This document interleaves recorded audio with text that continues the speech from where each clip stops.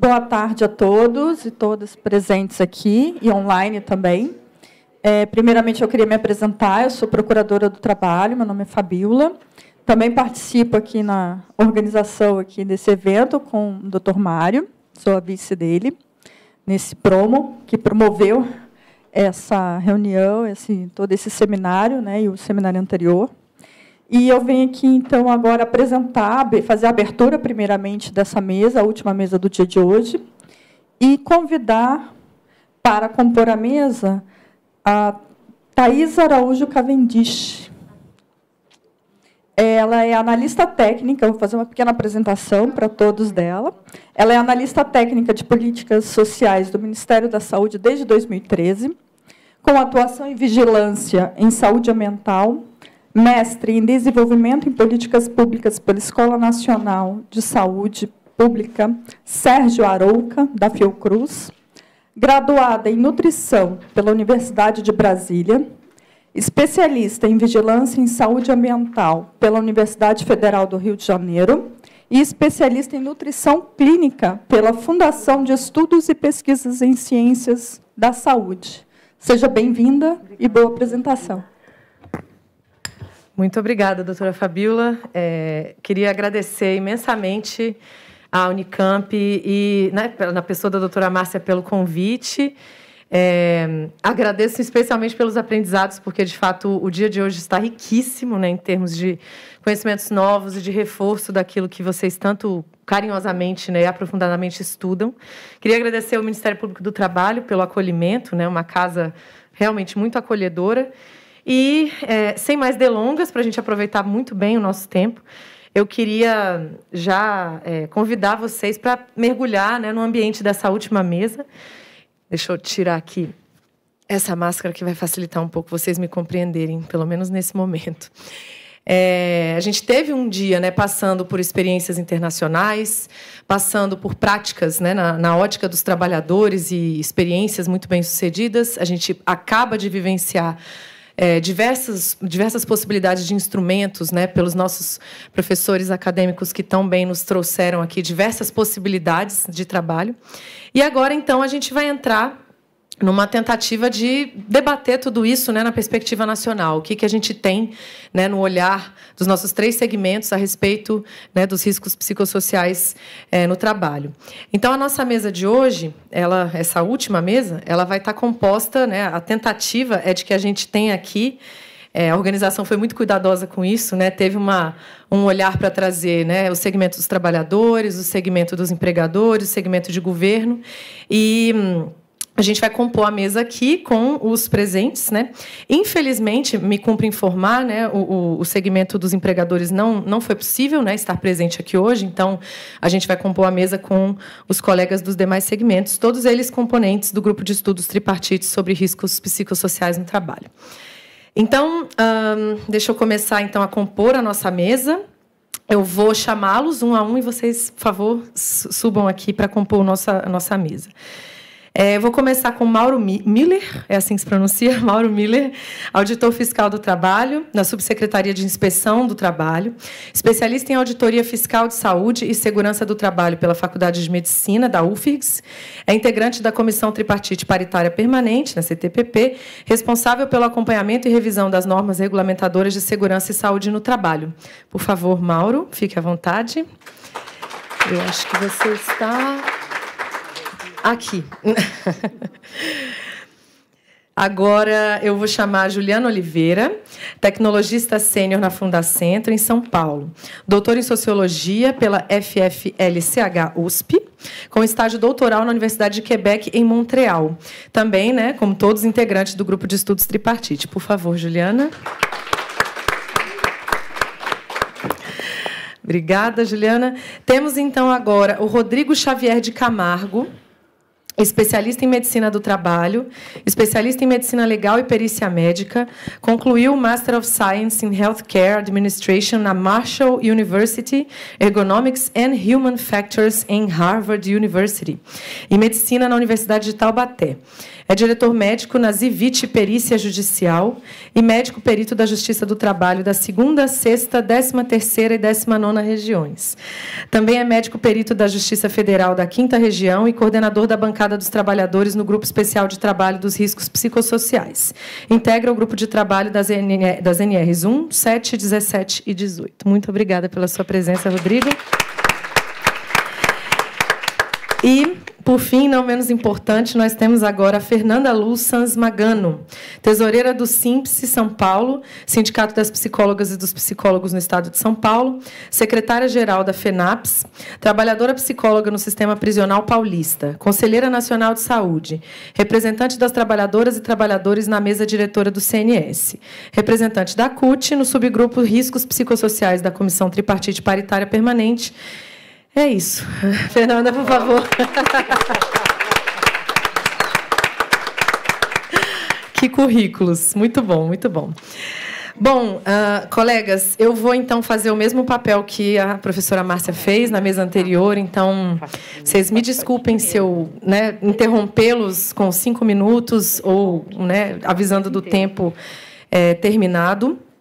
Em razão da nossa redistribuição da mesa, como nós temos um pouquinho mais de tempo, em razão da ausência dos colegas que não vieram, a gente pode estender um pouquinho, a 5 minutos, o tempo de cada um de vocês. Então, cada um de vocês vai ter 30 minutos para fazer a sua palestra, e eu vou ficar aqui na missão de coordenar o tempo de vocês, ok? A gente começa, então, pelo Mauro. Por favor, Mauro. Boa tarde a todos e a todas. É uma alegria poder estar aqui participando deste seminário, congresso, Já foi elevado ao congresso, com tantas pessoas, de excelência, com excelente capacidade, trazendo aí informações muito ricas a respeito desse tema. Realmente fica aqui o nosso reconhecimento e o parabéns, aos organizadores, especialmente à Unicamp e ao Ministério Público do Trabalho. E o tema é muito importante, Já desde do outro seminário, Eu não acompanhei outro seminário, mas já vem sendo trabalhado esse tema, e agora deságua nesse momento, E o nosso debate agora é sobre os riscos psicossociais no trabalho. Incumbe a mim e a Juliana, que fazemos parte da equipe técnica de governo, e aqui caberia uma observação importante, A equipe técnica de governo, vocês não confundam, não somos representantes do governo, Nós somos representantes dos órgãos de Estado relacionados com essa política social, e estamos lá representando esses órgãos de Estado de forma técnica. Temos representantes do Ministério do Trabalho e Previdência, representantes da Fundacentro, que é nossa instituição de pesquisa, muito importante, representantes da Secretaria de Previdência, também do nosso Ministério do Trabalho e Previdência, representantes da nossa secretaria, que é a Secretaria de Trabalho, e também representantes do Ministério da Saúde. Então, a equipe de governo também com a participação importante aí, com vários órgãos relacionados a esse tema. Eu que passo aqui o... Muito bem, então vamos adiante aqui.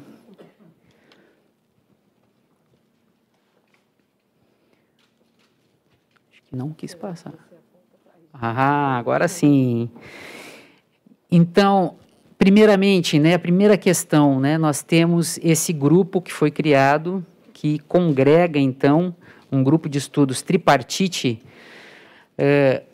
constituído por uma portaria da Secretaria de Trabalho do Ministério de Trabalho e Previdência, de 9 de novembro de 2021, com a finalidade de produzir subsídios técnicos para a tomada de decisão da Secretaria de Trabalho do nosso Ministério sobre as políticas públicas em relação ao tema, E está subordinado e presta auxílio técnico à Comissão Tripartite Paritária Permanente.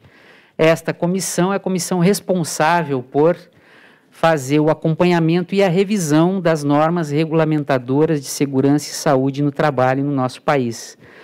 Também aqui, em homenagem a essa comissão, destaco aqui a presença do colega Luiz, né, digno representante aí das centrais sindicais dos trabalhadores na CTPP, que está aqui presente conosco também, né. É importante, né, o acompanhamento desse debate, né. E, como a própria CTPP, o grupo foi constituído de forma tripartite, então com a representação de governo, trabalhadores e empregadores de forma paritária. E também conta com 2 observadores, um do Ministério Público do Trabalho e outro com a representação da OIT no Brasil. E a sua criação foi resultado, né, por consenso na época da discussão da NR17. Lembro aqui, foi uma discussão bastante difícil, a discussão tripartite nem sempre é fácil, né? O Luiz, que nos acompanha aqui, sabe disso, né? E outros colegas também. Lembro da professora Frida, que nos acompanhou em algumas reuniões da NR17, lá no início, né? Uma discussão um pouco tensa lá no início, né? Mas que conseguimos depois avançar e chegar a um consenso que foi o resultado da nova NR17. E a criação desse grupo de estudo remontou, então, foi consenso ao final, ao concluir a discussão da NR17, que esse tema merecia um estudo maior, merecia ser aprofundado. E por isso foi criado, então, esse grupo de estudos tripartite. Passo a palavra, então, agora para a Juliana nos presentear aí com algumas questões importantes. Obrigada, Mauro. Muito bom. Eu prefiro falar de pé, gente, com licença. É muito bom essa explicação. Ah, sim. Vou aproveitar, Juliana, só para corrigir o que eu mesma sugeri, 30 minutos para cada bancada, tá? Só para não ficarem achando que, né, o tempo se multiplicou. Obrigada. 1 hora. Poxa, achei que eu tinha 30 minutos. Falha minha, a organização já me corrigiu. Obrigada. Não, tudo bem. A gente planejou algo mais curto mesmo. Bom, o Mauro já fez os agradecimentos. Eu, da minha parte, quero dizer que esse evento está sendo maravilhoso para nós, porque está contribuindo muito para os trabalhos, inclusive, desse próprio grupo, né? Eu vim aqui com uma sede de conhecimento, né? Então, é nesse sentido que a gente está aqui também, de aprender com vocês. Bom, eu vou falar um pouco de uma concepção sobre riscos psicossociais no trabalho. Nossa perspectiva é a do risco, é usar a noção de risco, né? Nós poderíamos falar da subjetividade no trabalho, nós poderíamos abordar esse tema por diversos outros conceitos, vocês já viram aqui hoje, mas esse é um grupo que foi constituído para falar dessa noção de risco. Então, a gente tem que trazer essa noção de probabilidade de ocorrer um agravo à saúde ou um acidente de trabalho, devido a problemas nos fatores psicossociais do trabalho. Então, vejam que aqui a gente está ampliando um pouco. A gente está falando um agravo à saúde, porque são diversos os agravos à saúde. A gente não vai falar só de saúde mental. E a gente também está incluindo acidente de trabalho. Porque nós temos o que a gente pensa que são os fatores psicossociais. E aí, realmente, tenho que retomar a fala do Mauro, de dizer que isso é uma fala nossa, né? Não aprofundamos essa discussão ainda, estamos construindo, né? Eu vou apresentar, inclusive, uma fala que eu acho que é mais minha mesmo. Os fatores psicossociais dizem respeito, sobretudo, à organização do trabalho. Eu acho que isso, sim, a gente enfatizou bastante. E a relação entre as características psicofisiológicas dos trabalhadores e as condições de trabalho. O trabalho 2 vezes, né? Então, é a organização do trabalho, o ambiente de trabalho e a relação do indivíduo, suas características psicofisiológicas com as condições de trabalho. E o que... Bom, acho que é melhor eu tirar também. E o que seriam os fatores psicossociais do trabalho? Alguns exemplos, vocês já viram bastante hoje, alguns exemplos que a gente vê e que aparecem... Obrigado. E que aparecem em várias teorias, em vários modelos de abordagem desses fatores psicossociais. Aqui a gente não está se filiando a uma teoria, a um modelo de intervenção. Nós estamos pegando um pouquinho de tudo, né?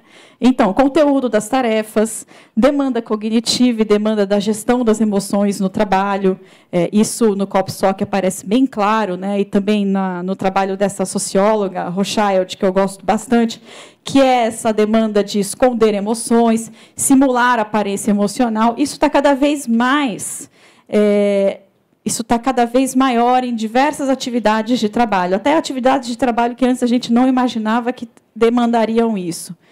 Grau de autonomia no trabalho, saber como executar as tarefas e a percepção de sentido do trabalho, ritmo, intensidade e duração da atividade de trabalho, estilos de gestão, estilos de liderança das chefias, estilo de comunicação institucional, formas de relação de emprego, acho que isso a Tânia falou um pouco, né? A forma de relação de emprego, o tipo de contrato de trabalho, insegurança laboral, isso também é um fator psicossocial.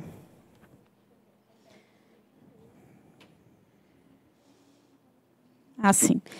E aí, pensando também no outro lado, né, a interface do indivíduo com o trabalho. Então, senso de coerência, eu vejo sentido no trabalho que eu faço, ou eu vejo um sentido que não é o sentido que querem que eu...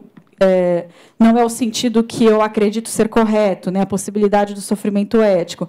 Relacionamento interpessoal entre colegas e chefias, possibilidade de desenvolvimento pessoal, aqui a gente pensa um pouco nas recompensas, né, que a gente viu ali na apresentação da Tânia.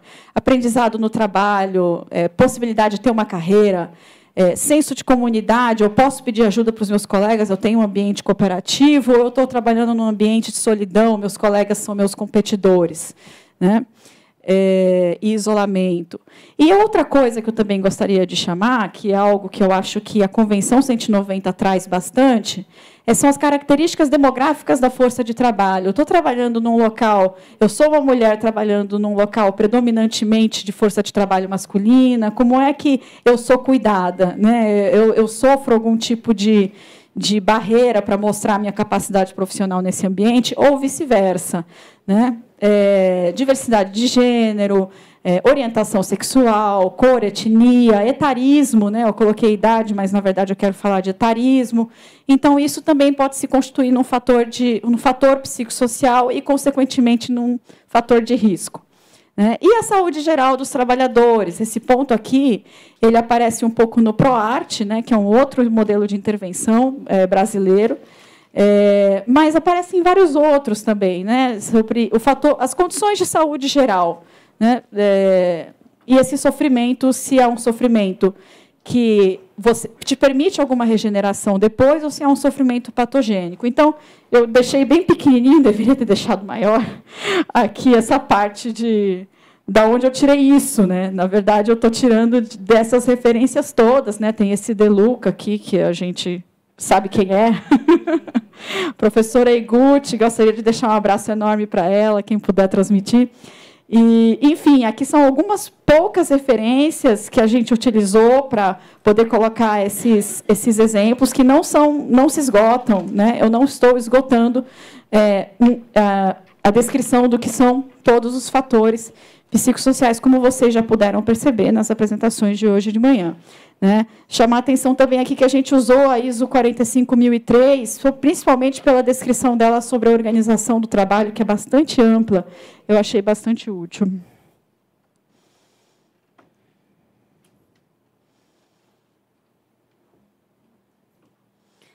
Passou demais.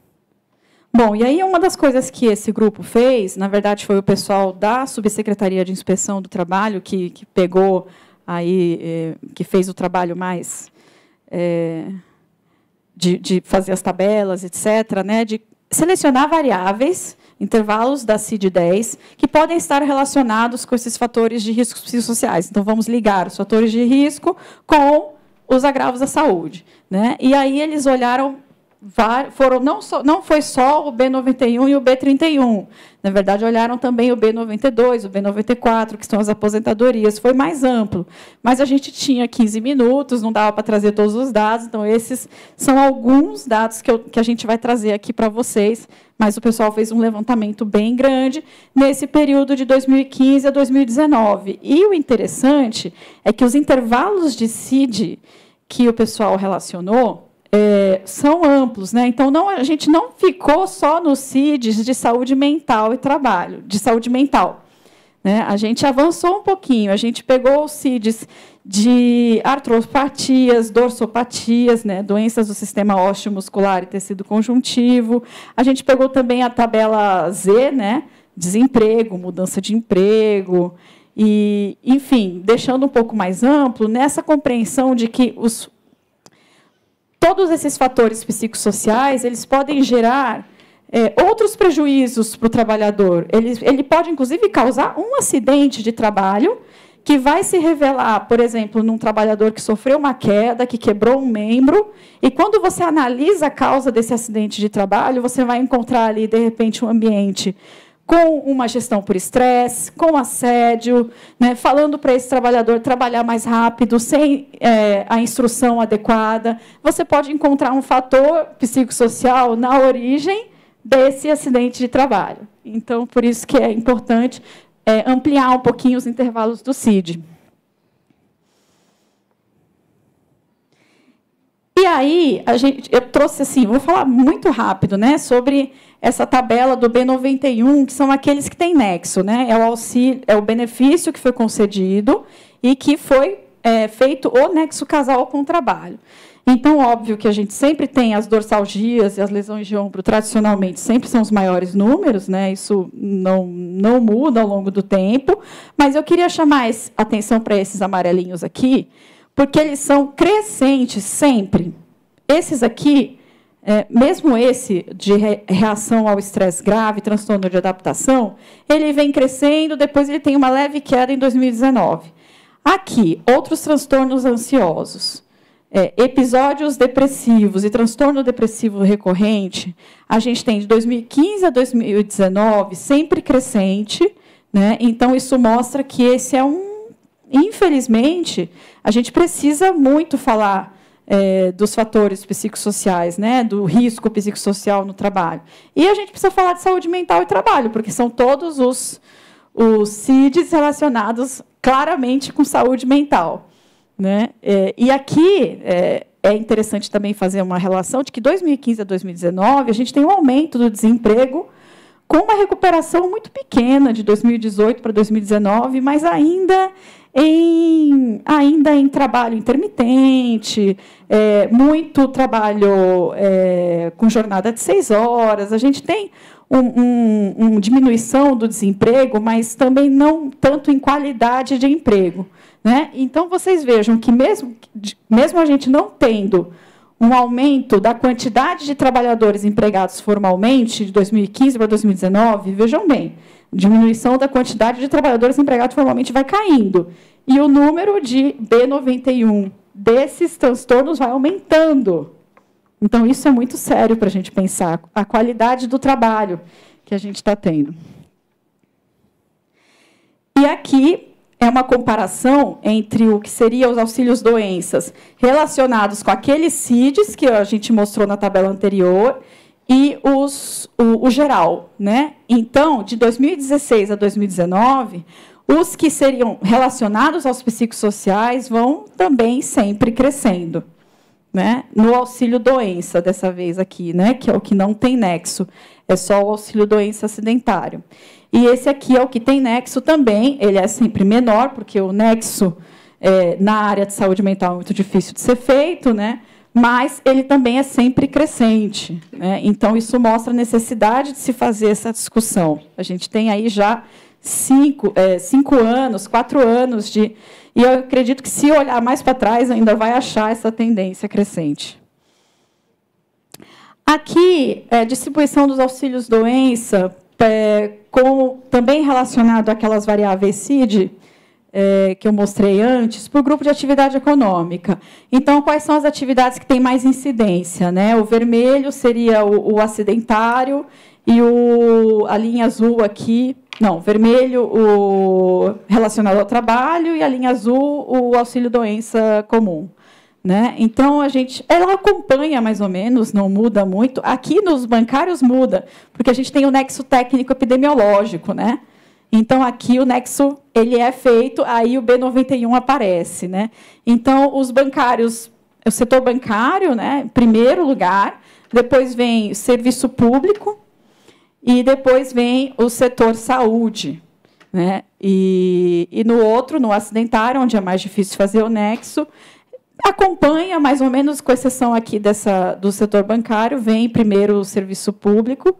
Eu acho que aqui estão os CLT do serviço público, né, não são os estatutários, e o setor de saúde, e, novamente, transporte de passageiros, né, e transporte e carne também, né, os frigoríficos, né, e aqui restaurantes, comércio, né, tudo isso. Ou seja, tem para todo mundo, né, gente, mas realmente destaca muito o setor bancário e o setor saúde e serviço público. Bom, acho que aqui eu passo para o Mauro. Beleza, Juliana. Bom, é verdade. Obrigado, Juliana. Vou imitar a Juliana aqui para fazer de pé, né, que eu acho que é melhor, né? Então, colegas, seguindo, né, qual, na perspectiva nossa de equipe técnica do governo, como enfrentar essa situação, né? E aqui nós tivemos, durante o dia de hoje, exemplo de várias ferramentas de metodologias para fazer a identificação e avaliação desses riscos. E nós gostaríamos de tentar conectar isso, então, com essa nossa fala desse momento. Em primeiro lugar, tivemos, durante os últimos anos, uma renovação muito grande, uma revisão muito grande das normas de segurança e saúde no trabalho. E nós praticamente mudamos a matriz de como fazer a gestão dos riscos no ambiente de trabalho.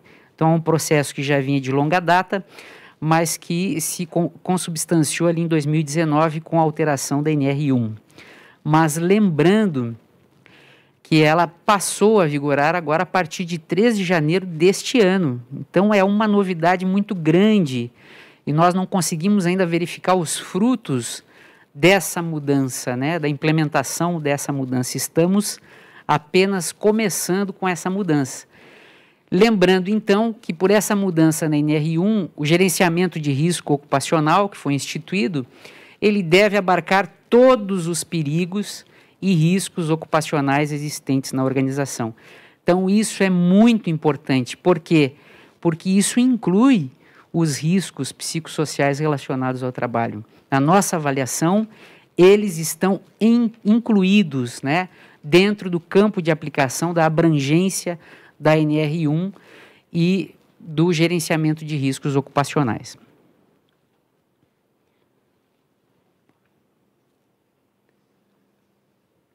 Acho que eu tenho que apertar com mais força aqui. É lá mesmo? Foi? Então, vejam, para entendermos essa dinâmica nova, e aqui eu gostaria de destacar, vários apresentadores de outras partes do mundo destacaram isso. Eu lembraria aqui de Austrália, né, pelo menos, e Espanha, onde nós temos, aqui no Brasil, agora, pela NR1, um gerenciamento de riscos ocupacionais que tem que se constituir num verdadeiro PDCA, ou seja, perseguir um processo de melhoria contínua dentro da organização.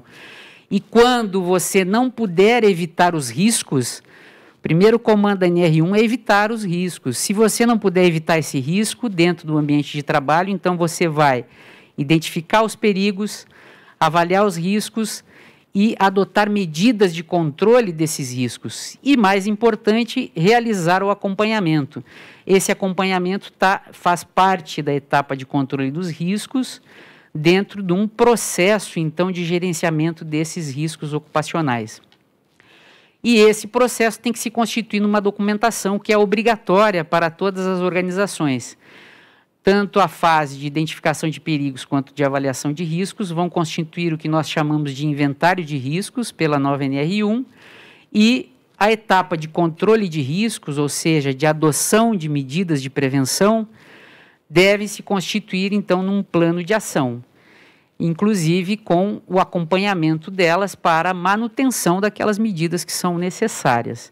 Então, essa é a documentação que a empresa tem que fazer obrigatoriamente para registrar que está fazendo esse processo de gerenciamento de riscos ocupacionais, o que, na nossa avaliação, inclui os riscos psicossociais relacionados ao trabalho.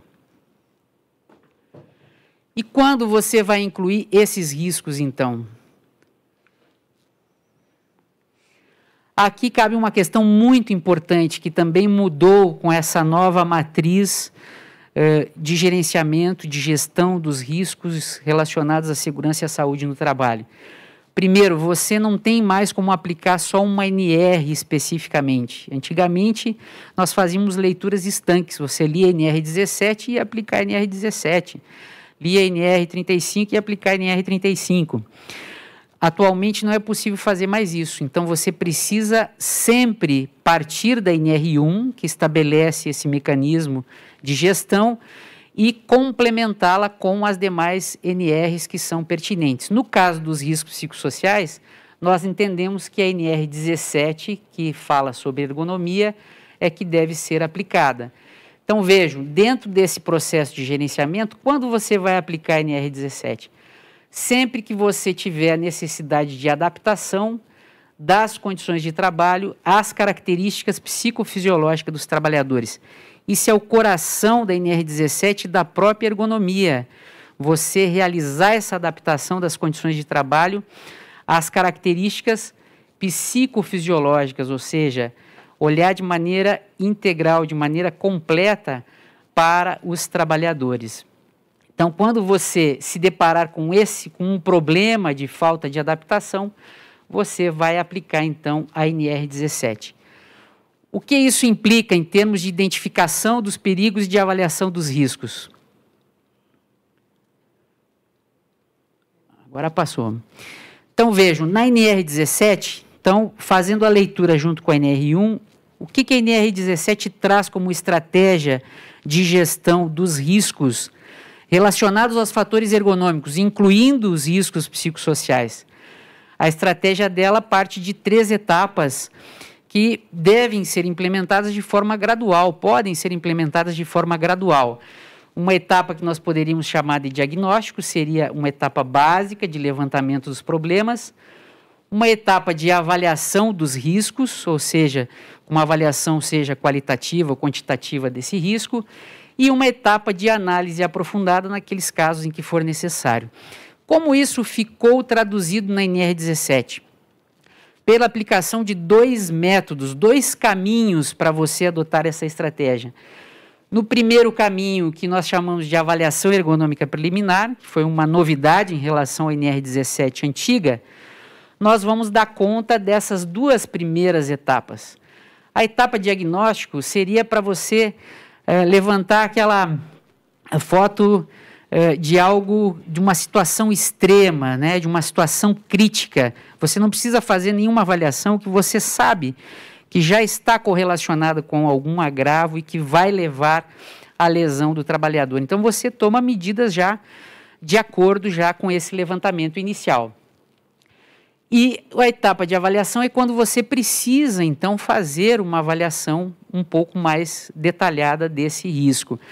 Eu vejo que no caso dos nossos riscos psicossociais relacionados ao trabalho, que a etapa de avaliação é a mais adequada, né, para você fazer esse trabalho e trazer essas ferramentas que foram colocadas anteriormente aqui, no dia de hoje, para dentro de uma avaliação ergonômica preliminar e levantando, então, esses riscos, né, dimensionando qual é o nível de risco para a adoção das medidas de prevenção dentro do ciclo de gestão da organização. E a outra etapa... Só para te avisar, 5 minutos, tá? 5 minutos, muito bem. Nós já estamos nos encaminhando para o final. E a próxima etapa, o que nós chamamos de análise aprofundada, é quando, dentro do PDCA da organização, veja, você fez um diagnóstico, levantou os problemas, fez a avaliação detalhada no caso dos riscos psicossociais, adotou medidas de controle e fez o acompanhamento. Mas não foi suficiente, né? Ou tem alguns ainda mecanismos específicos previstos na NR17, como, por exemplo, no caso de acidente de trabalho, como foi mencionado pela Juliana anteriormente, no caso de indicação do acompanhamento médico de saúde ocupacional pelo PCMSO, são casos todos que podem levar a uma análise ergonômica do trabalho. Lembrando que a análise ergonômica do trabalho é esse estudo, essa análise aprofundada, de um estudo macroergonômico, onde você vai ter etapas que hoje estão definidas na própria NR17, com o levantamento de hipóteses, com diagnóstico, né, levantamento das demandas, o estudo dessas demandas, e a etapa também de intervenção ergonômica. Então, é um estudo muito mais completo, demanda mais tempo para ser aplicado. Também gostaria de destacar que nessa etapa, quando for o caso, não se descarta a utilização das ferramentas que foram colocadas hoje pela manhã aqui.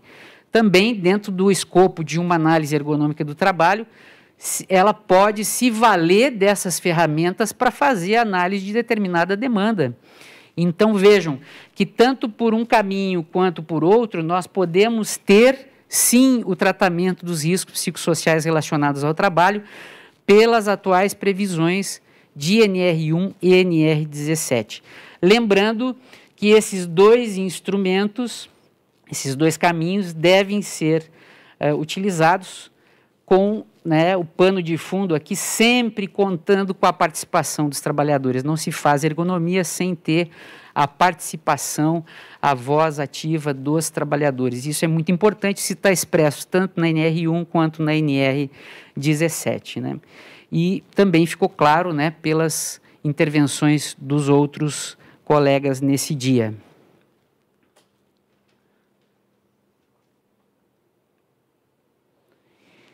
Então, vejo, para encaminhar a conclusão e abrir para o debate, nós estamos aqui para ouvi-los também, e como a Juliana falou, as palestras do dia de hoje nos enriqueceram grandemente, vamos levar muitos subsídios para o nosso grupo de estudos e para dentro da equipe técnica de governo, mas na nossa perspectiva, até esse momento, né, dos trabalhos do grupo de estudos tripartites, não se faz necessária nova norma para tratar especificamente dos riscos psicossociais relacionados ao trabalho. Como vocês viram, a maioria dos instrumentos aqui apresentados, todos relacionaram os riscos psicossociais à deficiência, à má organização do trabalho, a problemas na organização do trabalho. E a organização do trabalho é uma das condições de trabalho mais importantes, é o coração das condições de trabalho previstas na NR17 e que devem ser, sim, avaliadas pelos empregadores, pelas organizações, dentro do escopo da NR1 e da NR17. Então, aqui, só para concluir os próximos passos do nosso grupo, a gente queria dar um informe bem rápido. Juliana, acho que o primeiro era para você falar, né? Já fala do segundo também. Na verdade, acho que eu vou falar daqui mesmo. O grupo agora, foi uma solicitação da própria Comissão Tripartite Paritária Permanente que nós avaliássemos ferramentas de avaliação e diagnóstico sobre riscos psicossociais no trabalho. Imagina como a gente não está feliz de existir um evento como esse, né? Então, nós vamos fazer uma oficina interna, tudo tripartite, né? O modo de operar desse grupo é tripartite, então, também todas as 3 bancadas vão poder apresentar propostas e estudos sobre ferramentas de avaliação. E um outro passo seria realizar uma campanha, aí sim, para público amplo, né, sobre a prevenção de riscos psicossociais, também essa campanha elaborada de forma tripartite, e ainda está em decisão se ela vai ser por setores econômicos, né, atacando esses primeiros setores, onde realmente se destacam, né, esses problemas, ou se ela vai ser mais geral. Então, são os próximos passos do trabalho desse grupo de estudos. Só um pequeno partezinho, excelente, Juliana. E essa campanha, a nossa ideia é que haja um esforço tripartite nela, que ela possa ser numa Campate, que é a campanha nacional que a gente tem feito todos os anos, com uma abrangência muito grande, né? E que traga os esforços aí, tanto de trabalhadores quanto de empregadores, para fazer uma campanha realmente nacional sobre esse tema que é essencial. Acho que é isso, pessoal. Muito obrigada. Muito obrigada, Mauro, Juliana. Vocês ficaram dentro do tempo certinho. E depois, então, da bancada de governo, a gente passa para a bancada dos trabalhadores, começando pelo Rodrigo. Por favor, Rodrigo. Você e a Fernanda têm 30 minutos combinados, tá?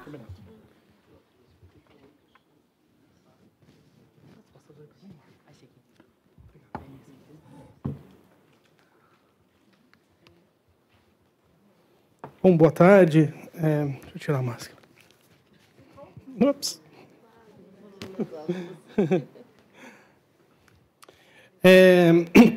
Eu vou falar um pouco da necessidade que a gente tem de fazer uma regulamentação sobre os riscos psicossociais.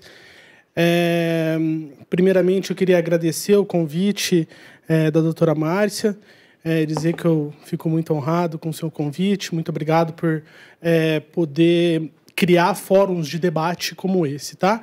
Depois eu queria agradecer também a Marília. Eu não conhecia a Marília, mas obrigado por todo o suporte que você deu no evento, tá bom?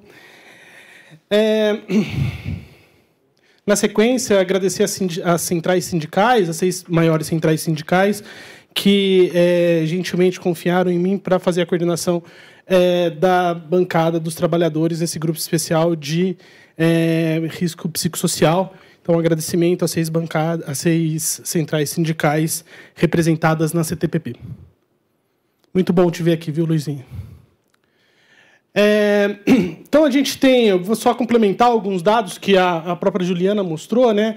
A gente viu que o adoecimento mental ele realmente teve uma escalada nos últimos tempos e a gente tem uma falha de normatização dessa questão. E a gente viu aí, de 2019 para 2020, um aumento de mais de 33% nesses números, né? Esses são os dados da Previdência Social. Isso a gente está falando só da população economicamente ativa registrada. Né? Então, a gente está falando aqui de um pouco menos de 40% da população economicamente ativa no Brasil. Tá? Então, é um número grande, mas ainda pequeno no universo da população trabalhadora no Brasil. Eu acho que falar de risco psicossocial, falar de questões, fatores de risco psicossocial, falar de questões psicossociais, a gente tem que ter ideia que isso não é uma discussão nova, né? Por exemplo, a OIT definiu o que era risco psicossocial em 1984, já está indo para 40 anos que isso está definido, e a gente não tem isso definido no nosso arcabouço normativo, a gente não tem nada falando ou dando o norte do que deve ser feito nessa questão, né? E já trazia um modelo dimensional, onde questões do ambiente de trabalho, questões pessoais eram avaliadas, e isso é uma discussão que já tem quase 40 anos, né?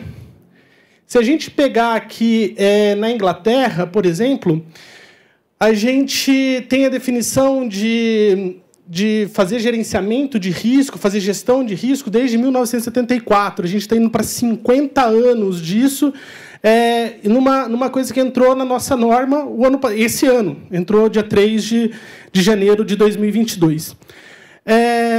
E é interessante aqui, quando a gente fala do gerenciamento de risco, porque esse ato aqui institui que toda empresa com mais de 5 funcionários tem uma política de saúde e segurança no trabalho. Quando a gente cria o gerenciamento de riscos ocupacionais, e esse termo realmente é muito deficitário, né? É muito difícil você encontrar isso aqui fora do arcabouço normativo brasileiro, né? Esse gerenciamento. Por que foi escolhida a palavra gerenciamento e não gestão, né, de riscos ocupacionais? Porque uma parte muito grande da gestão do risco ocupacional, que é escrita de uma política onde os atores responsáveis pela execução e o comprometimento da alta gestão devem estar escritos e detalhados, isso foi extirpado da regulamentação brasileira. A própria regulamentação brasileira se coloca inferiormente aos sistemas de gestão. Então, a NR1 ela traz que, onde houver um sistema de gestão, e aqui gestão, não é um sistema de gerenciamento, tá? Onde tem sistema de gestão de saúde e segurança ocupacional, ela atende o próprio gerenciamento de risco ocupacional. Nada mais óbvio, porque o sistema de gestão é maior que o gerenciamento de risco ocupacional, que entrou na nossa legislação esse ano. Outro ponto que eu queria colocar aqui nesse sistema de gestão é voltar que as políticas não são feitas e a gente teve a exclusão de um grande contingente populacional trabalhador, que é as MEs e as MEIs e as MEs. Foram excluídas categoricamente pela própria ANR. E quando a gente fala de uma construção normativa, né, a gente tem que tomar muito cuidado para construir essa norma de uma maneira adequada e evitar retrocessos, né? Como a gente assiste aqui dentro da NR7, editada em 1994, onde a promoção de saúde era o centro da NR, e aqui na editada que entrou em vigor em 2022, a gente troca isso para proteger a saúde do trabalhador. Então, a gente tem que estar bem antenado para isso, para evitar retrocessos. Isso ocorre em decorrência de que, apesar do sistema tripartite ele ser paritário quantitativamente, ele não é, muitas vezes, igualitário politicamente. Então, a gente vê sobreposição de forças políticas nas decisões tripartites. Com certeza, durante a construção das normas, eu participei de algumas, da 1, da 7, da 18, do começo da 17. Quando a gente manda o texto técnico para a CTPP, a gente se frustra tecnicamente com as decisões políticas que são tomadas na instância superior. E aqui, voltando para as questões psicossociais, né, esse slide é uma bagunça, e eu quis deixar ele uma bagunça mesmo, porque é uma bagunça a questão psicossocial, né? A NR17 ela traz esse termo psicofisiológico, que, apesar de contemplar as questões psíquicas, ele foge das questões psicossociais, veladamente ele foge das questões psicossociais, né? E durante a construção da NR, houve, muitas vezes, a tentativa de colocação do termo psicossocial, e isso não foi possível no debate tripartite. E, pasmem, a NR20, eu não sei se vocês sabem disso, mas a NR20, que é a NR de inflamáveis e combustíveis, uma NR que é específica para um tipo de risco, ela define risco psicossocial. Ela define. Pasmem. Então, a gente está... Se uma grande preocupação de todo mundo, das bancadas de trabalhadores, dos empregadores e do governo, é a insegurança jurídica, isso aqui é o protótipo da insegurança jurídica. Né? Então, se não protege trabalhador, não protege empregadores. E aí a gente tem, novamente, citação de risco psicossocial dentro da NR35, dentro da NR 33 e dentro da NR 35. Então, uma coisa que não é nem definida. A gente traz termos aqui que não são definidos.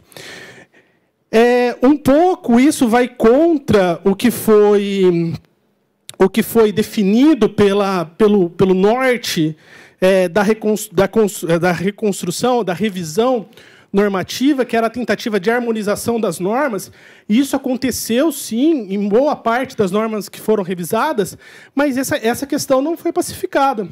Essa questão não foi pacificada. Essa questão continua totalmente a Deus dará. E aí onde a técnica não tem força política para se normatizar, nasce demandas sociais. Então, a gente tem um projeto de lei na Câmara dos Deputados, em 2020, para obrigar a construção de uma NR. Então, é um projeto de lei que tenta obrigar a construção de uma NR sobre psicossociais. Eu só queria... Estou acabando aqui, queria acabar deixando um ponto para a gente refletir, né? Esse é um artigo que foi publicado no Jornal Europeu de Sistemas de Informação, que fala aqui do algorithmic bias, ou a discriminação algorítmica, que é uma coisa que a gente tem que enfrentar também, né, nesse conceito normativo, porque a discriminação algorítmica tende a piorar as discriminações sociais, como discriminação de raça, de gênero. Então, é uma coisa que a gente tem também que, dentro desse contexto, se atentar. Obrigado.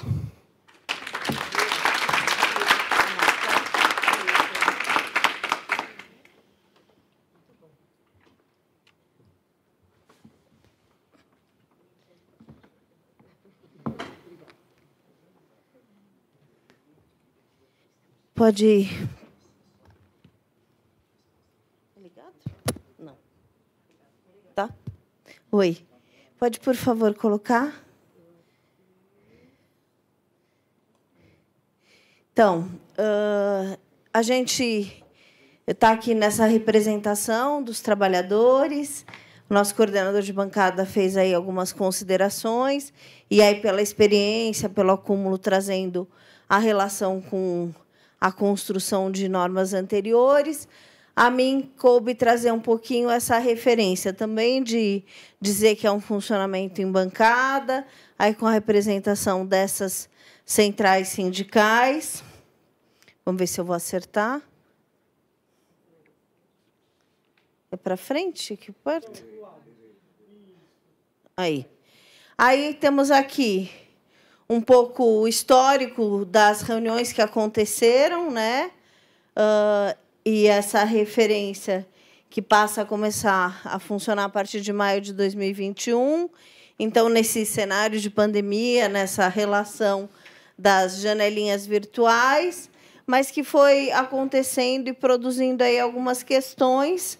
E eu vou me centrar nos slides seguintes a falar um pouco desse Seminário Nacional das Centrais Sindicais e as questões que apareceram, e muito o desafio que é representar essa míriade de trabalhadores, essa míriade de centrais, as idiosincrasias entre as centrais, né? Os pequenos detalhes, as referências que vão se diferenciando, e as reuniões que foram acontecendo até o subgrupo já comentado aqui pelos que me antecederam, para pensar esse momento aí formativo. Então, um pouco dessa construção, né, do debate dos riscos psicossociais e de que a classe trabalhadora está exposta a essa condição, e essa relação que se intensificou na questão da pandemia, e as transformações do mundo do trabalho, essa perspectiva do isolamento, o trabalho home office, as questões várias que foram apontando, mas o número crescente de adoecimentos e mortes que já foram apresentados aqui nas estatísticas, inclusive essa relação da prevalência das questões dos CIDs de transtorno aí relacionados à saúde mental, e a necessidade, então, de considerar a construção de um mecanismo normativo, né? Então, diferente aí do apresentado pela bancada aí que representa hoje a gestão, a gente ainda não tem um posicionamento fechado se não precisa construir outra norma, né? Tem alguns que pensam como um anexo da 17, tem alguns que pensam como uma nova norma, mas a gente não tem um ponto em definitivo em relação a isso, ainda precisa ser debatido entre nós. E essa relação da saúde como um bem precioso, e essa definição que é lato sensu da OMS, né? Então, que vai falar desse estado completo de bem-estar social, físico, mental, social, e não apenas ausência de infecções e doenças. E aí a gente relembra isso que é conhecido de todo mundo, muito na provocação, né? De pensar os efeitos da realidade que a gente está vivendo com a pandemia, a relação direta da lógica capitalista instituída na sociedade e como uma questão fundante, e quanto debater as questões que passam, sim, apesar de ser uma polêmica aqui também entre nós, a questão da subjetividade, e como fazer aí mecanismos para conduzir o trabalho sem cair num argumento que fica muito vago, mas sim respeitar, e aí a perspectiva que foi trazida também na reflexão anterior dos nexos, né? Como nexo causal, essa questão da construção do nexo na relação aí da saúde mental, mais propriamente dita, fica perdida, e como é que a gente faz esses contrapontos entre psicofisiológicos versus psicossociais, e essa construção, então, que deve ser aprofundada. Então, de acordo com a OMS, e essa num documento já mais recente, né, de 2010, são vários os fatores na origem dos riscos psicossociais e concorrem aí para uma maior ou menor percepção dos mesmos pelos trabalhadores e trabalhadoras. Porque também tem essa dinâmica do mundo do trabalho e toda a perspectiva já um pouco trazida aqui também nas falas que nos antecederam, que Dejur se debruçou fortemente nela, né?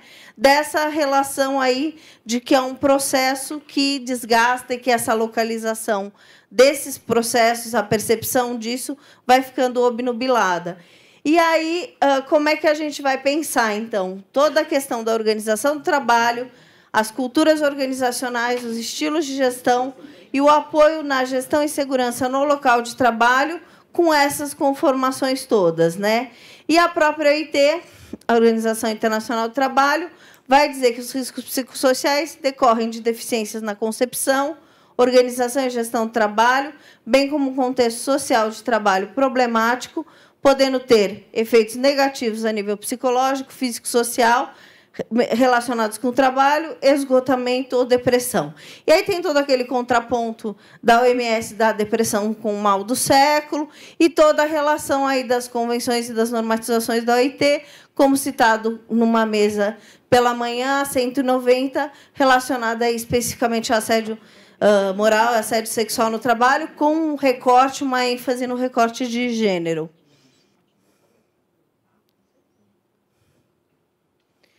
A questão psicossocial no Brasil. A criação do GT, né, ele vem dessa relação da Comissão Tripartite Paritária Permanente, a configuração de um espaço importante para debater esses riscos psicossociais e esse mecanismo que, aí, na ótica dos centrais sindicais, é o caminho para promover, proteger e preservar a saúde e a vida dos trabalhadores.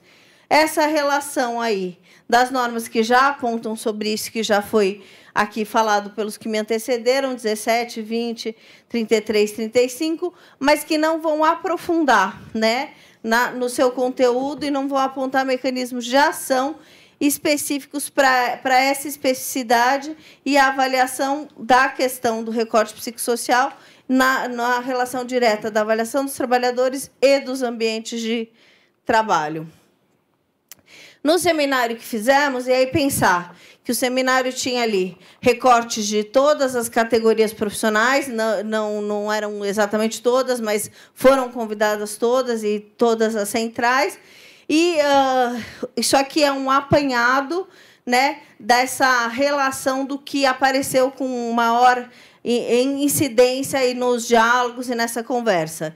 Então, a questão das cobranças excessivas de meta, o assédio moral e violência no trabalho, a questão da perseguição, a falta de clareza na definição das atividades, intensificação do ritmo e intensidade do trabalho, a falta de comunicação com os trabalhadores, a questão da longa jornada de trabalho e baixas remunerações, a falta de treinamento para desenvolver as atividades, precárias condições para realizar o trabalho, ameaça de demissão constante, estímulo à competição entre os trabalhadores e trabalhadoras no cumprimento de metas, falta de tempo de lazer e integração com a família, falta de organização na gestão da empresa, a questão dos elementos, como era no meio desse efeito da Covid, apareceu com bastante destaque, a questão da falta de vacina da Covid, cobrança para voltar ao trabalho presencial sem as condições objetivas necessárias. Há também a falta de condições no trabalho de manter o distanciamento social e a falta de testes para detectar a Covid. A questão do estímulo ao uso de mecanismos de medicamentos sem eficácia contra a Covid, a falta de assistência médica e perda dos planos de saúde por algumas empresas que ofereciam isso, o estímulo ao individualismo, a incerteza com relação ao futuro, trabalho home office em condições precárias, a contratação precária sem direitos, estagnação e falta de oportunidades no crescimento profissional. E aí, como impactos, foram aparecendo nos discursos essa questão do sofrimento e adoecimento mental, ansiedade, suicídio, depressão, alguns relatos aí de casos de CA, de câncer, estresse, dor de cabeça, problemas de álcool, consumo de álcool e drogas, problemas aí, de alterações do ciclo do sono, problemas para dormir, problemas digestivos e acidentes fatais e não fatais.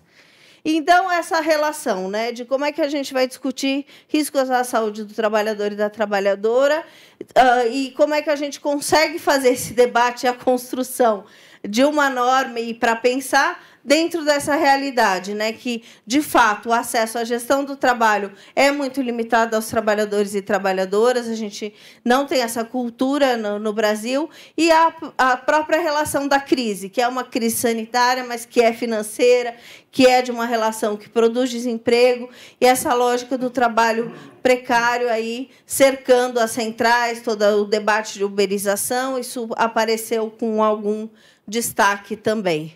E aí, os elementos, a partir dessa escuta para enfrentar o problema, foi a defesa aí da criação, de fato, do mecanismo normativo, com a garantia da participação dos trabalhadores. Como é que a gente vai criar elementos que garantam sigilo a partir das informações prestadas para avaliação de riscos, como incidir na organização dos processos de trabalho geradores de adoecimento e identificação dos riscos nessas relações já faladas aqui, conteúdo do trabalho, carga, ritmo, horário, condições, salário, controle do seu ritmo, inclusive ambiente de equipamentos, cultura organizacional e funções, relações interpessoais no trabalho, papel da organização na vida do indivíduo, desenvolvimento da carreira e a relação de trabalho, lazer e família. E quais os mecanismos que a gente cria, de fato, e aí a questão da ratificação da 190 seria uma questão bastante importante para a realidade brasileira, mas hoje o cenário não é propício para isso, do ponto de vista da tramitação, tanto governamental, como depois o trâmite legislativo para a regulamentação, como várias outras convenções já da OIT ratificadas, mas que, de fato, não tiveram aí sua regulamentação na forma de lei.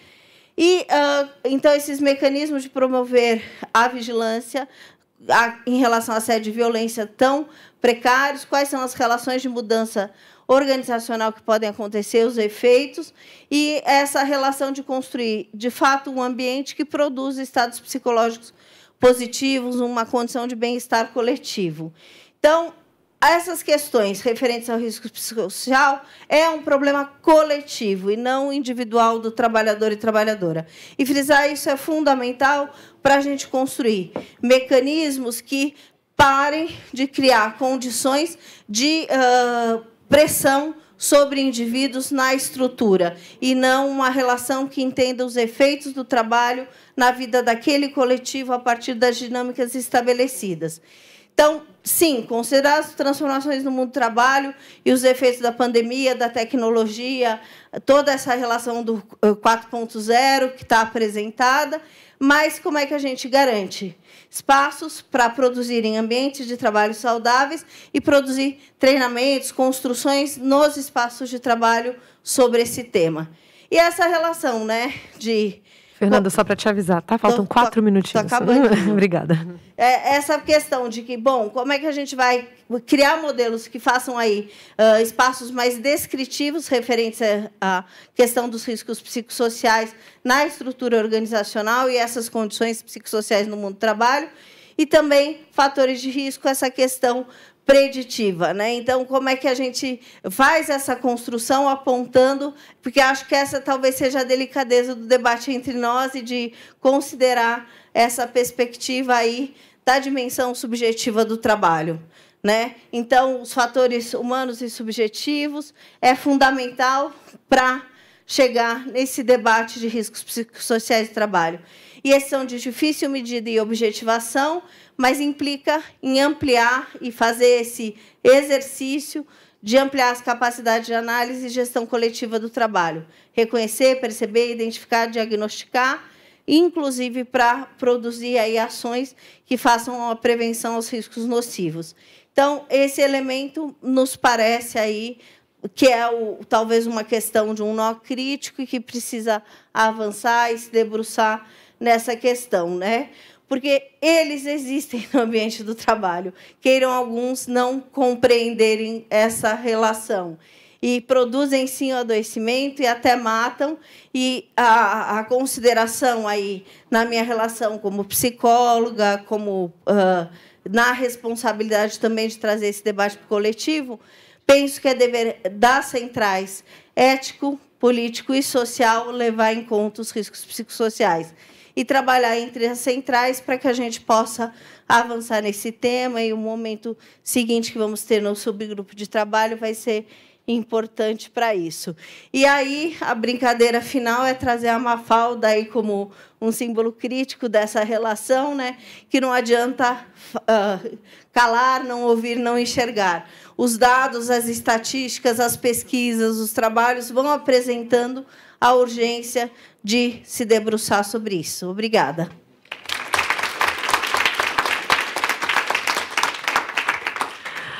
Muito obrigada, Fernanda. A gente encerra a parte de exposições dessa mesa com a energia lá em cima, né? Porque, de fato, o tema ele está aqui exposto, né, de todos os ângulos possíveis de acordo com, né, os presentes aqui.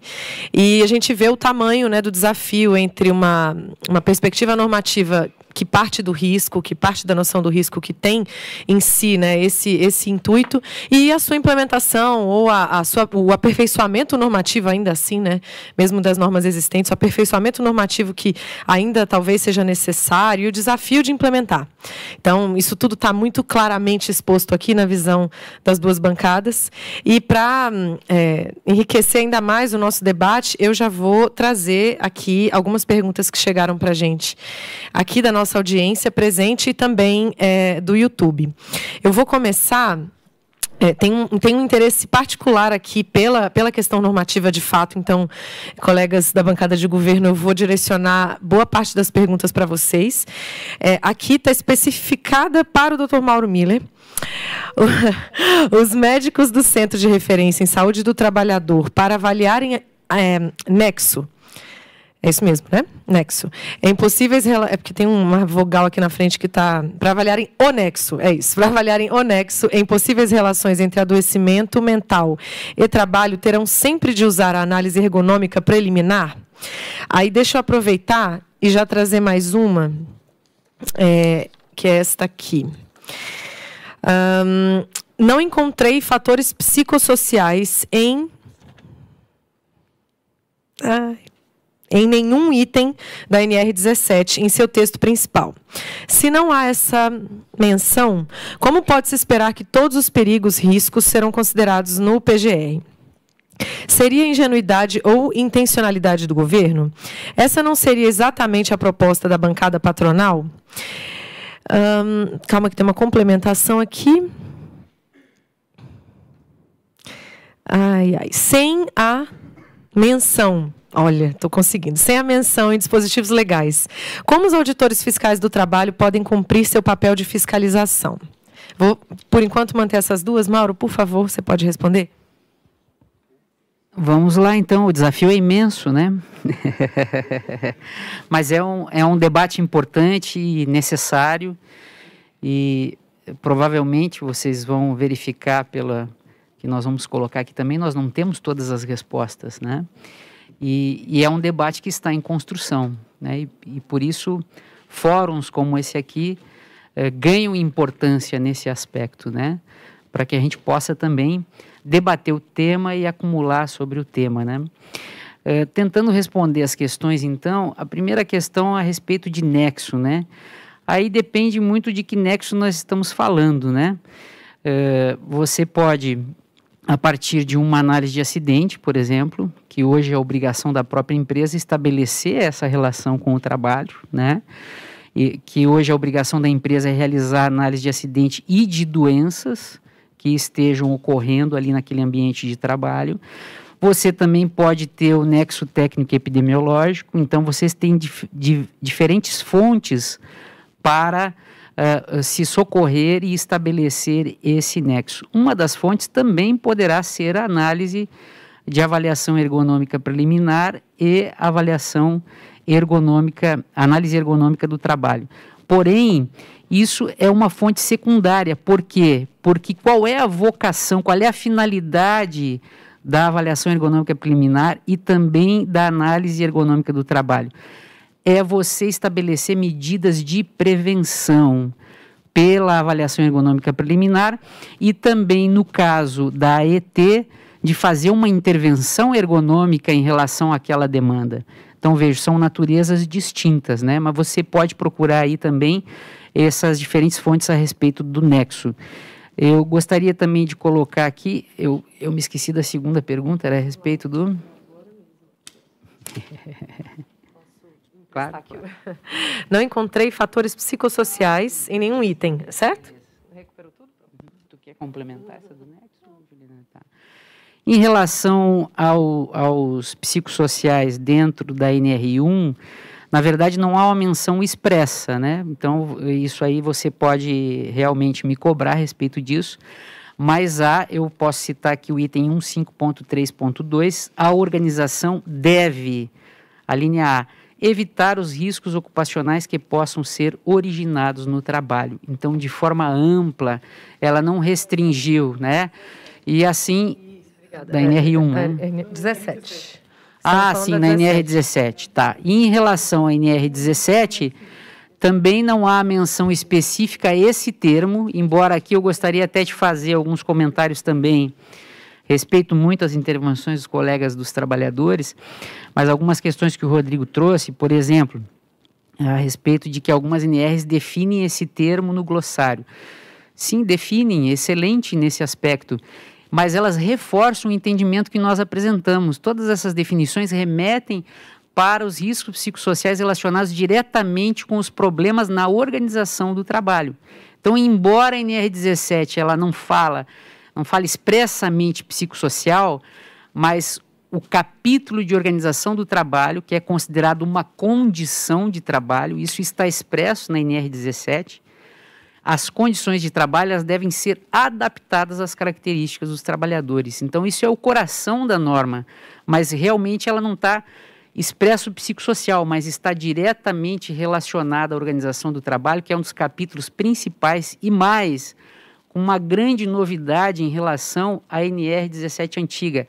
Nesse capítulo de organização do trabalho ficou expressamente consignada a questão dos aspectos cognitivos, que antes não estavam escritos na NR17. Então, houve um avanço muito importante e que tem relação direta com o debate que nós estamos fazendo aqui. Outra questão, que só para complementar, que o Rodrigo falou que as ME e EPPs estão excluídas, na verdade, não. O que a NR1 falou foi o seguinte: quando as MEs e EPPs não tiverem riscos físicos, químicos e biológicos, elas não precisam ter o inventário de riscos e o plano de ação, por não ter aqueles riscos. Mas elas continuam sendo obrigadas a fazer a avaliação de ergonomia. A NR1 não excluiu isso. E a avaliação de ergonomia inclui os riscos psicossociais relacionados ao trabalho para todos os efeitos, né, em relação à organização do trabalho.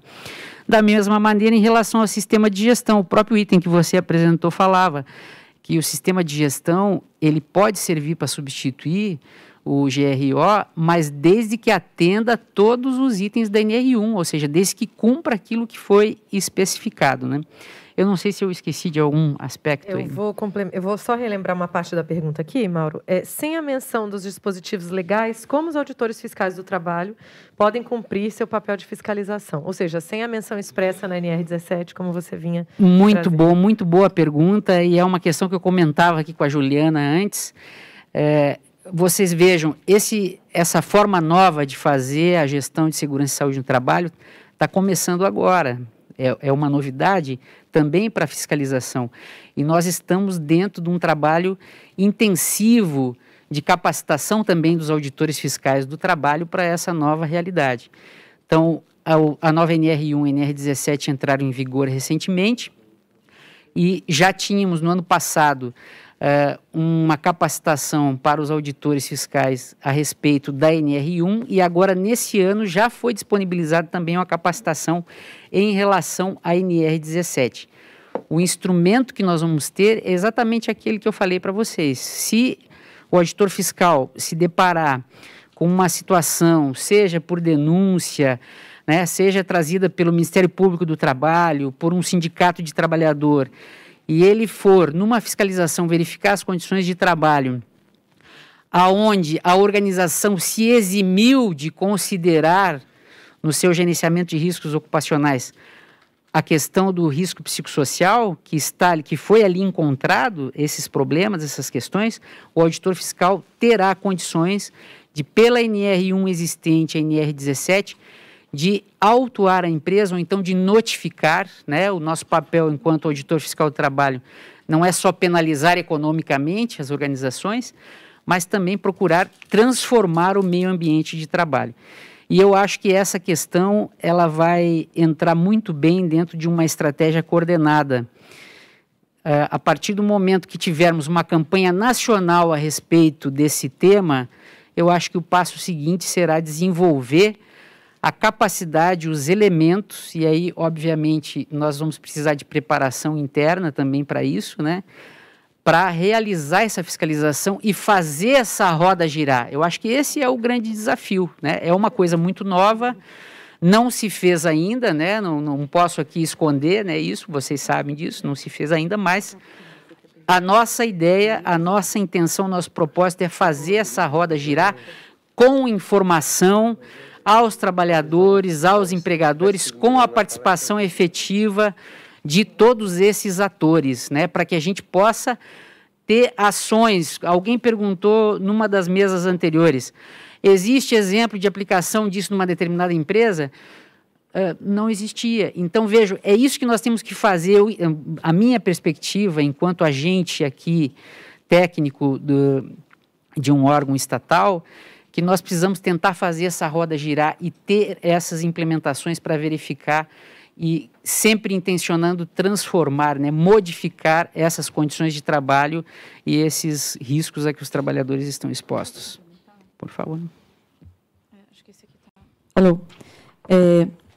Não, é que realmente acho que o Mauro já respondeu, mas só lembrar que nesse gerenciamento ocupacional inicial que a NR1 coloca, não há nada que impeça e tudo favorece a aplicação de um desses modelos de diagnóstico de riscos psicossociais no trabalho.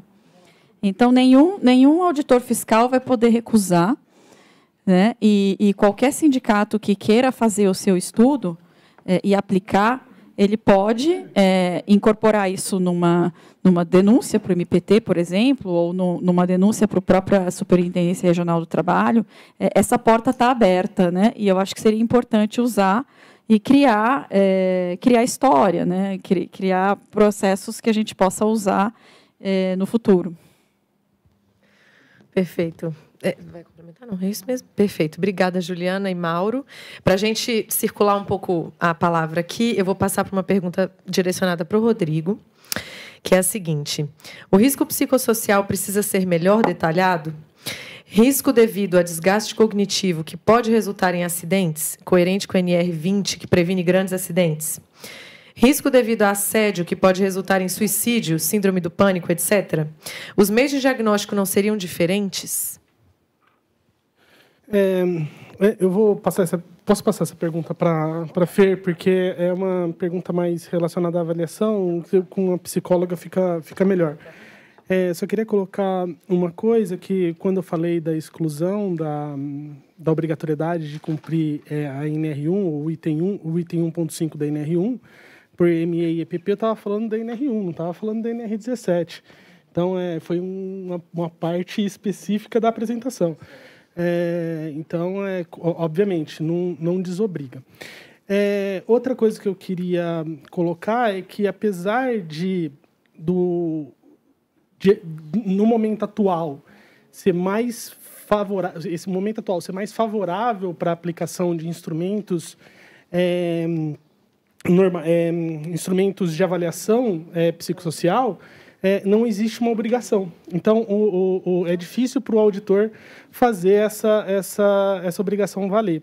Então, apesar que concordo que o momento atual, o gerenciamento de riscos ocupacionais, deixa mais favorável para que isso aconteça, mas lembrando que não tem nenhuma obrigação para fazer isso acontecer. Tá?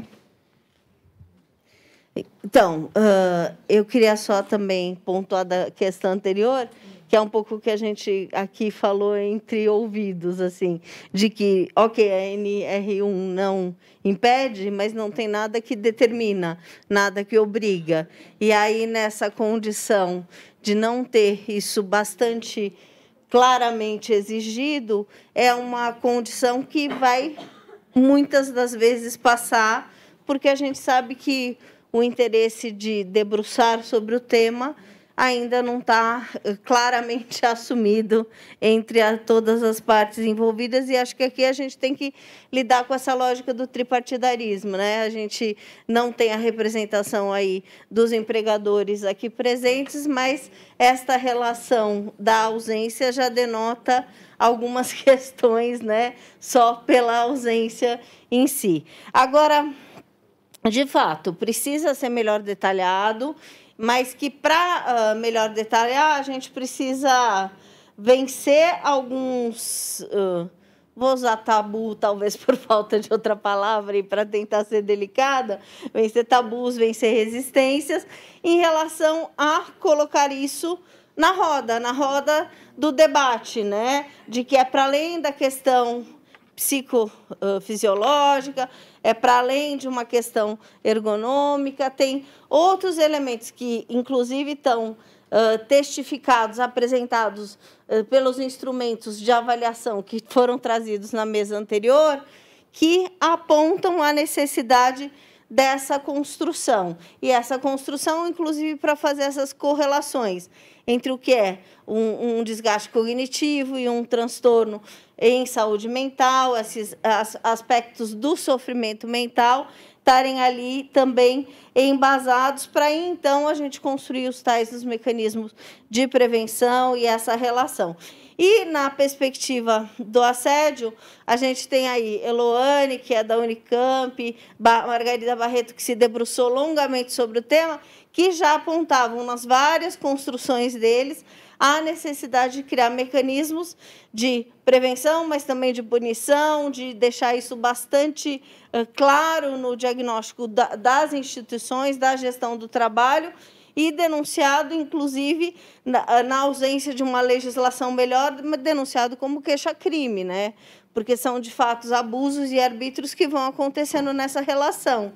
E que, se a gente abre para um debate mais franco dessa questão do risco psicossocial, também está nessa correlação, assumir a Convenção 190, assumir as outras convenções aí da OIT que vão versando sobre o tema, nos ajudam a fazer essa relação no que perpassa aí, até a díade, né, e essa relação que no governo atual se colocou, né, do Ministério do Trabalho e para o Ministério da Economia, né. Isso faz todo um simbolismo, e aí depois retornou, de qual é a lógica que está implementada na gestão atual desse governo. Então, um pouco o debate também é que a leitura que temos é que pouco avança nesse momento, porque também os interesses colocados não são do avanço. Penso que respondo dessa forma. Muito obrigada, Fernanda.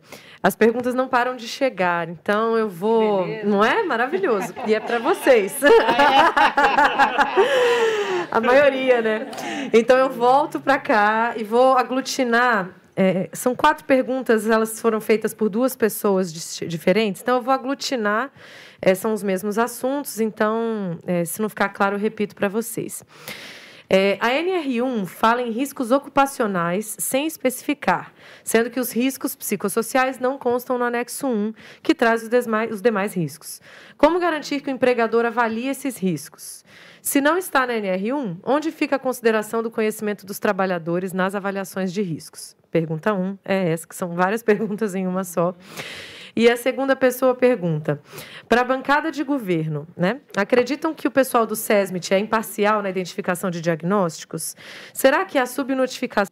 Bom, em relação à questão do anexo da NR, não referir, se você observar com bastante atenção, e aqui, na verdade, se trata um pouco dessa história que a Fernanda também falava agora há pouco, né, de discussão tripartite. Então, as normas no nosso país, atendendo às recomendações da própria Organização Internacional do Trabalho, elas são construídas de forma tripartite, com a participação dos empregadores e dos trabalhadores, das suas representações em nível nacional. E às vezes, nem tudo sai, né, como estava sendo discutido de uma maneira ou de outra, ou na melhor técnica, digamos assim. Então, se vocês observarem, no anexo 1, não tem, por exemplo, o conceito de risco relacionado aos fatores ergonômicos, que é um risco que está abrangido, e não tem o de riscos psicossociais também, mas tem o de químico, biológico e físico, né? Então, que tradicionalmente vinha sendo tratado pela NR9. E isso, digamos assim, é uma omissão que é gritante, né? E foi daquele momento de discussão. Por quê? Porque naquele momento de discussão, quando se aprovou a NR1 e se chegou a consenso, não havia consenso sobre a NR17 ainda. Então, vejam, são questões, né, que estão relacionadas a esse debate, essa discussão tripartite e questões históricas aí do processo de construção. Então, essa definição, na verdade, esse tratamento, né, na nossa perspectiva aqui de representantes técnicos, está dentro da NR17. Como eu falei antes, não é possível mais você ler separadamente. Então, você tem que ler NR1 junto com a NR17 e verificar essa mútua influência. Também não é leitura somente numa direção, né? Você tem que ler o escopo da NR1, do gerenciamento de riscos ocupacionais, e verificar também o que a NR17 está exigindo em termos de requisitos a respeito dos fatores ergonômicos, incluindo aí as questões psicossociais. E aí retornar com essas exigências para dentro do gerenciamento de riscos ocupacionais. E eu gostaria também de falar uma questão que eu acho que é importante para a gente poder dar uma amplitude para as informações, né? A respeito das ferramentas, é possível, sim, não só a inspeção do trabalho, mas os representantes dos trabalhadores, os sindicatos, as instituições que estão atuando no meio da segurança e saúde no trabalho, exigir essa questão. Nós temos um item na NR1 específico, quando fala para cada risco deve ser indicado o nível de risco ocupacional, conforme se discutiu aqui o dia inteiro, tem um subitem que diz assim: a organização deve selecionar as ferramentas e técnicas de avaliação de riscos que sejam adequadas ao risco ou circunstância em avaliação. Nós entramos tanto no risco quanto na circunstância, né? Que é o foco principal aí da ergonomia, avaliar a atividade do trabalhador naquela situação de trabalho específica. Então, vejam, a NR1 está dizendo que tem que ser uma ferramenta que seja adequada. Então, você tem que utilizar ferramentas que sejam validadas para você fazer a identificação e a avaliação dos riscos psicossociais. Em relação ao SESMIT, eu não tenho como avaliar a atuação de cada SESMIT especificamente, mas eu posso falar a respeito de uma questão que estava na NR4 anterior e que foi mantida, né, por consenso no debate entre as bancadas, a NR4 recentemente publicada, sua nova redação, onde está garantida a autonomia do profissional no exercício das suas competências. Então, isso é muito importante também que a gente divulgue. Existe um item específico onde o profissional tem que ser respeitada a sua atuação profissional, né, diante daquelas atribuições que são colocadas na NR4. Se assim não ocorrer, cabe cada um de nós aqui dentro das suas esferas de atuação, né, ou fiscalização, inspeção, denúncia, enfim, procurar os meios necessários para que se coíba qualquer tipo de interferência em relação à atuação desses profissionais. Não sei se a Juliana gostaria de acrescentar alguma coisa, Juliana. Obrigado. Obrigada, Mauro. Eu acho que... Obrigada? Deixa eu pegar esse aqui, fica mais... Obrigada, Sérgio. Bom, Mauro, obrigada. Como a gente tem 3 minutos, eu vou arriscar, eu vou fazer uma última pergunta. Peço que a sua resposta... É para você também. Peço que a sua resposta seja o mais breve possível, mas a pergunta vai ser desafiadora para uma resposta breve. Pelo menos para a gente fechar a mesa de hoje com uma ótima reflexão. Quando o sistema de gestão é o culpado? Os trabalhadores do ramo bancário estão expostos a regras e condições de avaliação e também regras de gestão que fazem promover uma luta de todos contra todos, como dizia Bourdieu. Portanto, como não cair na armadilha de identificar o setor, o grupo ou o coletivo de trabalhadores como aqueles que são os perpetradores de múltiplas violências no trabalho? Essa foi desafiadora, eu disse. E, por favor, fique à vontade.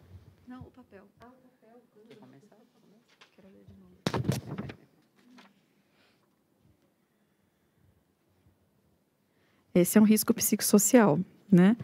O próprio sistema de gestão. Então, a pergunta está no lugar certo.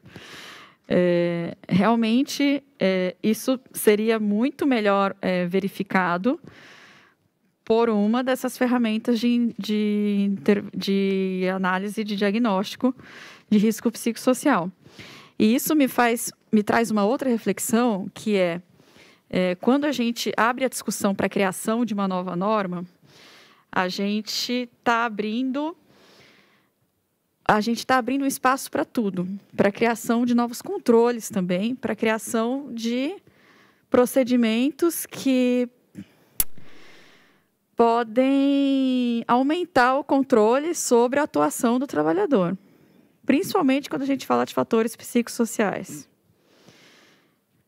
Hoje, o Rodrigo muito acertadamente falou dos algoritmos que não veem cor e raça, né? A gente tem hoje formas de controle do trabalho que são invasivas e que podem ser justificadas como se fosse para fiscalizar se o trabalhador está cuidando bem do seu próprio bem-estar. Então, quando a gente insiste um pouco de falar da NR17, é porque ela está aí, ela já existe, não é uma coisa que a gente vai precisar conquistar. É mais fácil a gente hoje, em 2022, trabalhar com o que já temos e tentar melhorar isso que já temos. Não tô emitindo exatamente uma opinião de vamos ou não criar uma nova norma, porque vamos lembrar que esse grupo está aberto. O grupo não concluiu os trabalhos, ele está em aberto, temos uma bancada ausente, isso é muito importante de ser lembrado. Mas essa pergunta é muito interessante, porque você pode criar um sistema de gestão super bonito e perfeito, dizer, inclusive de recepção de denúncias de assédio, né? E a empresa pode dizer, sim, eu recebi, eu tratei do tema, e tratou como ela quis, né? Ela pode dizer que não, eu não fiquei ausente, eu não fiz nada, eu fiz alguma coisa, né? Mas ela pode fazer alguma coisa que seja insuficiente. Então, essa pergunta traz essa armadilha, né, de não falar de identificar o setor, ou o grupo, ou o coletivo dos trabalhadores, que são os perpetradores, muito bem colocado, porque numa análise apressada, a gente pode encontrar casos de assédio entre trabalhadores que estão competindo numa análise apressada, mas depois a gente pode olhar que tem um sistema de gestão que faz com que esses trabalhadores competam entre eles. Então, como você diagnostica isso? Eu acredito que hoje o que a gente tem, né? Hoje o que a gente tem, não significa que não possamos ter melhor no futuro. É realmente tentar colocar uma análise ergonômica preliminar e depois apontar riscos organizacionais, que para isso a N17 é boa, na análise ergonômica do trabalho. E é fundamental que tenha uma atuação com o sindicato. Isso aqui é muito sério. Um trabalhador só que for tentar fazer isso vai ser muito difícil, que ele vá com o sindicato e que o sindicato use essa abertura da NR1. Não dá para um auditor fiscal negar que ele use essa abertura para poder utilizar esses outros instrumentos. Excelente. Muito obrigada, então, a todos e todas que compuseram essa mesa. A organização oferece aqui um certificado em agradecimento à participação de vocês. Eu devolvo, então, enquanto entrego os certificados, eu acho que é hora de devolver a condução para a organização do evento. Muito obrigada a todo mundo que ficou até o final, né? E é isso. Obrigada, boa tarde, boa noite a todos.